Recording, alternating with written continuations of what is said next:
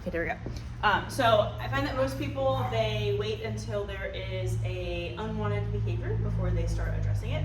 And I want to just completely interrupt that cycle of reactivity. So what I'm looking for is a nice heel. I say, let's go when we're walking.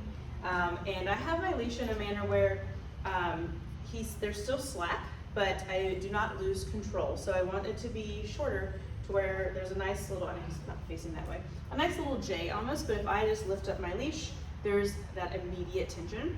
And what I'm looking for is when, let's go, we're having a nice little flowy walk. When he notices a thing, I'm going to say, let's go, to, no,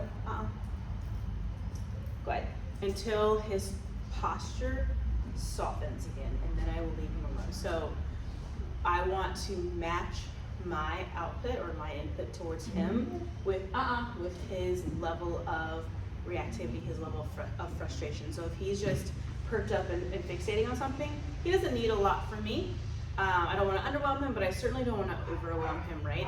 So if he's just kind of like, I see a thing over there, the moment he notices it, I'm going to just kind of check in with him, a little bit of a leash jiggle, and a vocalization for me. So I might just say, let's go, just to kind of remind him, like, don't worry about it. If he softens again, we continue. There has to be a contrast between neutrality and reactivity with my mannerisms. So when I see a dog, I don't want to tighten up and tense up and start reacting myself. I want to almost pretend like I don't care. I want to give, if he starts to show those early infancy signs of reactivity, just that little, let's go. And then I go back to me being neutral. Even if we have to readdress it, that's no big deal. But if we're tightening up, that's why he is having these outbursts, is because he's reading off of you. It has nothing to do with him being protective. He is cueing off of you being proactive, right? Like your intentions in the right place.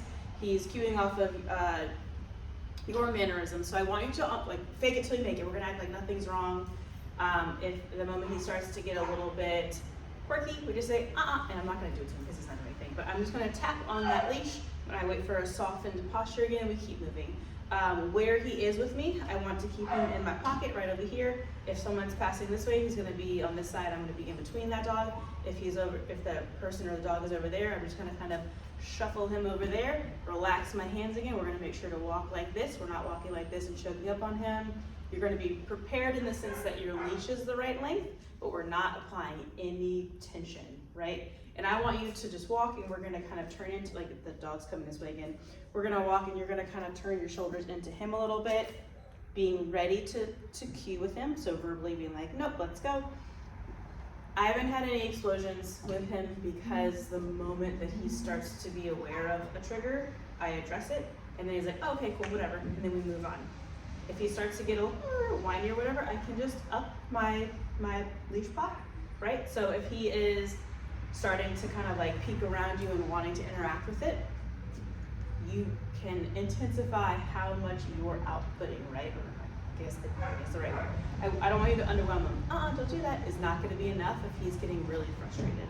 So you have to match. You have to be equal, or you have to at least be a little bit more to interrupt his reactivity. I know it's kind of hard to visualize when he's not being reactive. Like right now, he's looking at the cats. The leash is messed up. So let's say like he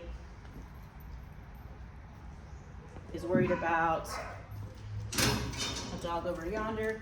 Come on, right there. Oh, I know. Move doesn't count. Out. Good boy. Right. My dog is walking to the frame. Good boy. Let's go. So I'm gonna come over here. Come on, bud. Yep. Good boy. So he doesn't. He's seen her. She's in the room all the time, so he's not worried about her. But just to kind of like show, like, if he starts to get really all of the same rules apply. I don't want to cuddle him and like overbearingly comfort him or anything like that. I want it to all be the same. You still have to be polite. You still have to give me space. We're just gonna move.